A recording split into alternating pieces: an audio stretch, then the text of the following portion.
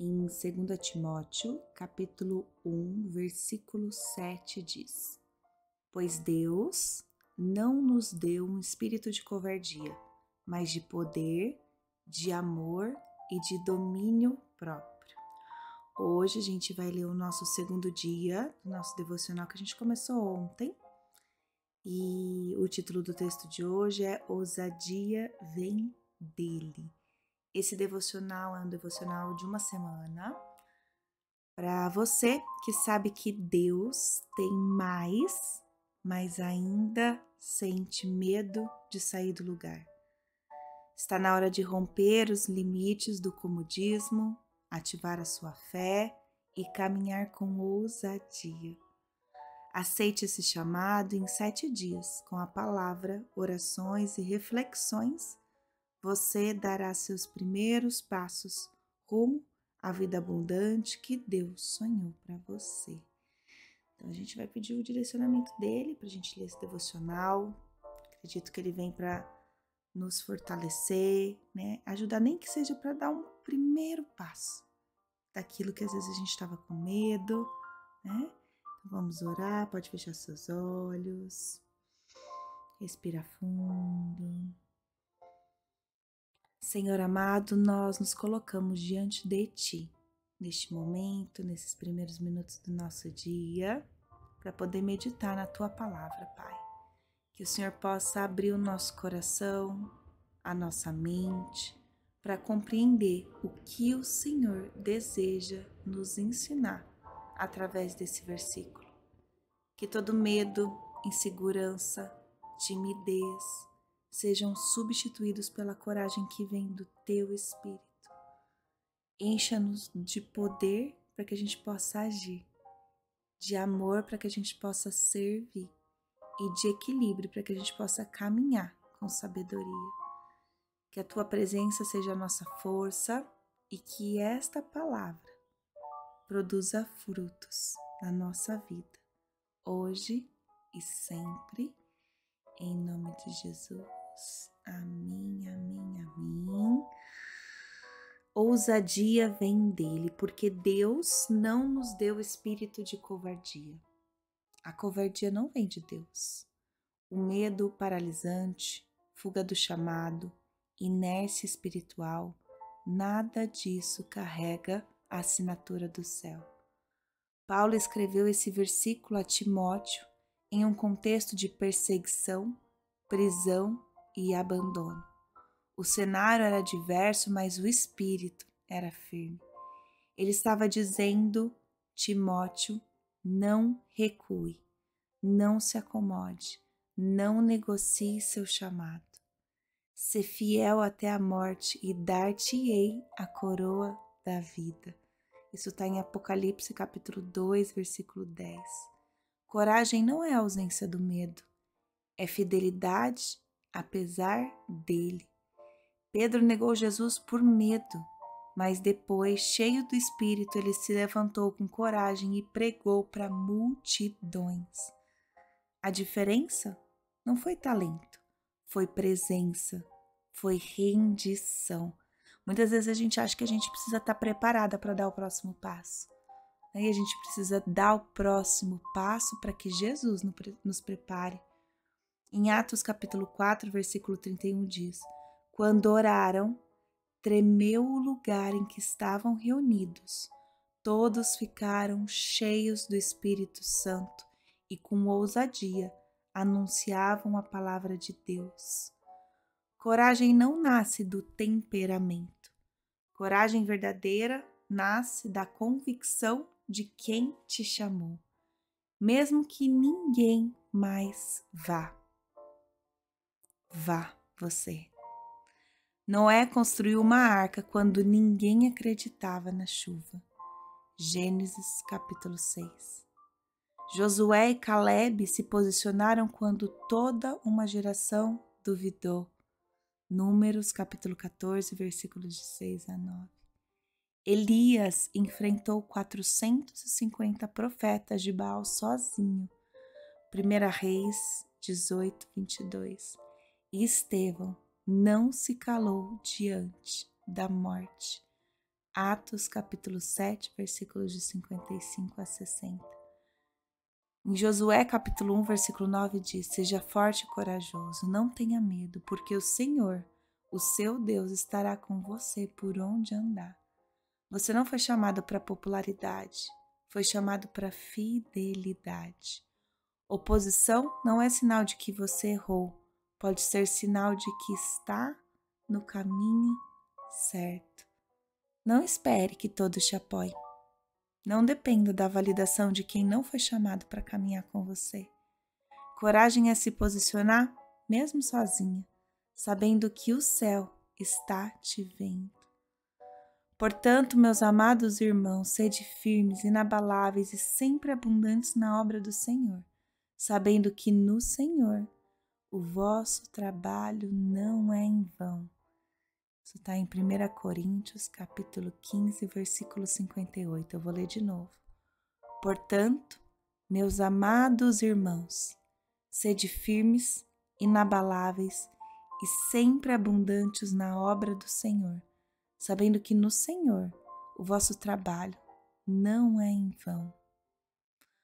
Você tem deixado de obedecer por medo de ser rejeitado? Tem calado quando Deus te mandou falar? Tem se omitido quando Ele te chamou para se posicionar? Tem se escondido atrás da prudência quando na verdade é temor disfarçado? Em Lucas capítulo 9, versículo 62 diz: Quem põe a mão no arado e olha para trás não é apto para o reino de Deus. Senhor, nós não queremos viver uma fé morna, medrosa, covarde. Que o Senhor possa encher o nosso coração, a nossa alma com o seu Espírito, para que a gente possa nos levantar com ousadia, mesmo que isso custe conforto ou aprovação humana. Que a gente possa ser fiel ao teu chamado, mesmo se ninguém mais for. Ousadas no secreto, firmes no público e fiel até o fim. Em nome de Jesus. Amém, amém, amém. Obrigada, Pai, por essa palavra. Obrigada por nos encorajar, por nos mostrar que nem todo mundo vai estar do nosso lado nos apoiando. E se tiver oposição, às vezes é porque a gente está no caminho certo. O Senhor nos dê essa coragem, força e uma comunidade para nos apoiar, né, nesses momentos. E agora a gente vai agradecer a Deus por essa palavra, pelo nosso dia, por essa quarta-feira, por coisas que aconteceram no dia de ontem. Eu vou ficar em silêncio e a gente pode agradecer ao Senhor agora.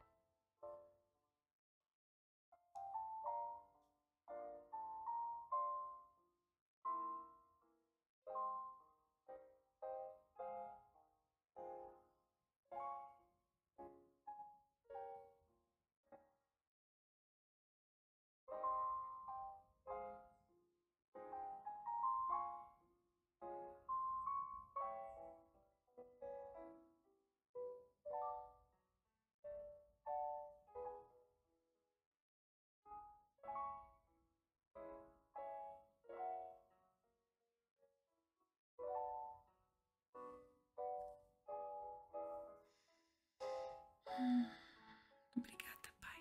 Obrigada por estar aqui agora. Obrigada pelas tuas palavras. Obrigada pelo dia de ontem, né? Para a gente ter a possibilidade de abrir os nossos olhos, respirar, ter a nossa família. Mesmo que de longe, né? Pai, também queremos te pedir perdão pelos nossos pecados, nossos erros, por às vezes a gente ter medo, né? Que a gente também possa perdoar todos aqueles que nos magoaram, nos ofenderam.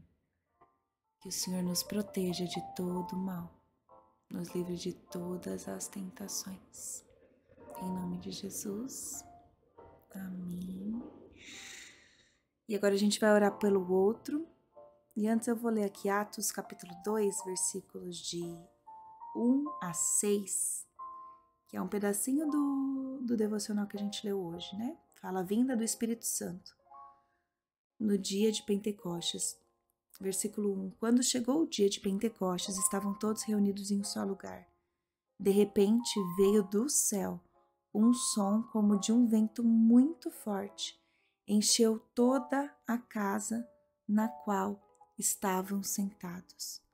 Apareceram línguas de fogo que se separaram e pousaram sobre cada um deles. Todos ficaram cheios do Espírito Santo e começaram a falar em outras línguas conforme o Espírito permitia que se expressasse. Havia em Jerusalém judeus piedosos que procediam de todas as nações do mundo. Ouvindo-se o som, ajuntou-se uma multidão que ficou perplexa, pois cada um os ouvia falar em seus próprios idiomas.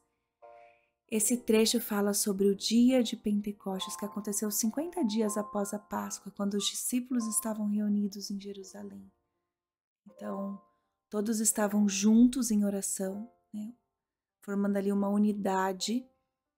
Olha o poder disso, né? Igual a gente está aqui todos os dias, juntas em oração, esperando a promessa de Jesus, o Espírito Santo. De repente veio do céu um som de vento forte e línguas de fogo. Todos foram batizados pelo Espírito e começaram a falar outras línguas. E haviam pessoas de várias nações, né?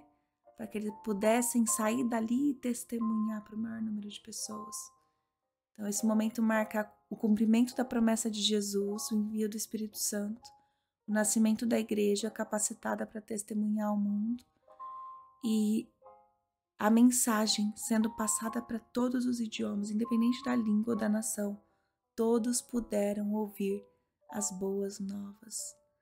Deus derramou o Espírito Santo, unindo e capacitando os discípulos para anunciar o Evangelho a todas as nações. E é isso que a gente vai fazer, orar pelos outros, né? E o nosso trabalho não fica só aqui, nos enchendo do Espírito Santo. Nosso trabalho fica em compartilhar as boas novas, né? Com o maior número de pessoas. E começa orando pela vida delas. Então eu vou ficar em silêncio para que a gente possa orar pela vida do outro agora.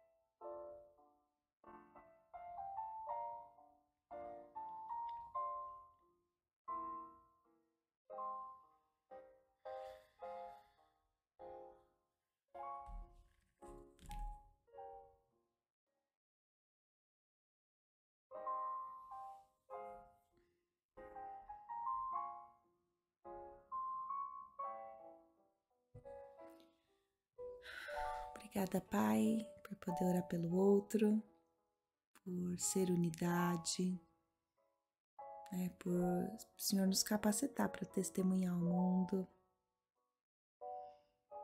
E aí a gente precisa estar bem, né, para que a gente possa fazer isso. A gente precisa nos conhecer, precisa cuidar da nossa saúde, da nossa parte física, emocional, espiritual, para que a gente consiga transbordar.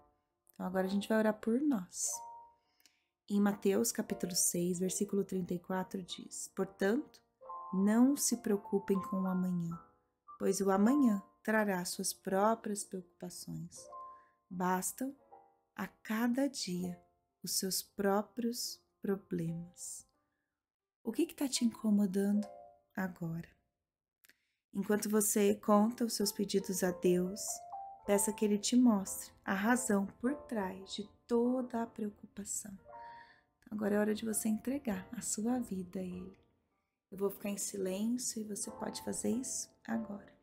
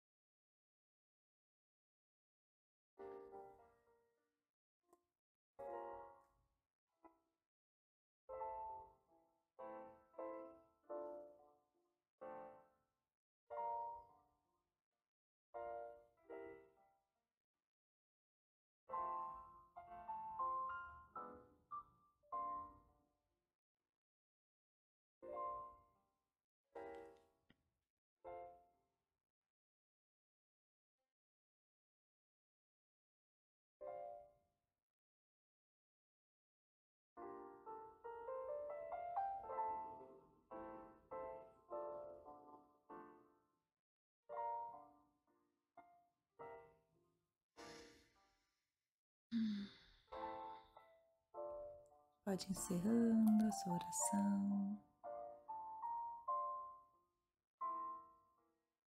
Senhor amado, ao encerrar esse momento de comunhão, queremos te agradecer pela tua presença, pelo teu amor, por nos encorajar, né, a ser ousadas, a fazer o que tem que ser feito. Queremos entregar a ti este novo dia, essa quarta-feira que se inicia, pedindo que o Senhor guie cada passo do nosso caminho, nos dando sabedoria, discernimento, coragem para enfrentar os desafios, para dar passos em direção aos nossos objetivos. Pai, eu declaro que hoje o dia será abençoado, cheio de oportunidade, repleto da tua paz. Nós escolhemos confiar em ti, sabendo que estás no controle de tudo e que tem planos maiores e melhores para a nossa vida. Nós rejeitamos toda preocupação, ansiedade, desânimo e recebemos a tua alegria, que é a nossa força, Pai. E agora a gente vai afirmar: eu creio que o Senhor está preparando caminhos de bênçãos e vitórias em minha vida.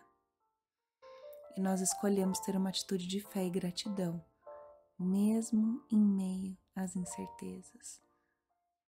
Pai, que a tua luz brilhe em nossa vida para que a gente possa ser reflexo do teu amor. Que a tua presença nos acompanhe em cada decisão, em cada momento.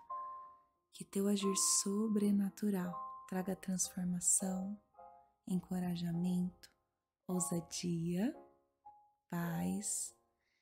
E nós confiamos em ti, Pai. Te agradecemos por tudo que o Senhor já fez, está fazendo, farás. Que essa quarta-feira seja para a tua honra e glória. Em nome de Jesus. Amém, amém, amém. Você tenha um dia lindo, abençoado, na presença dele. Fique com Deus e nos vemos amanhã.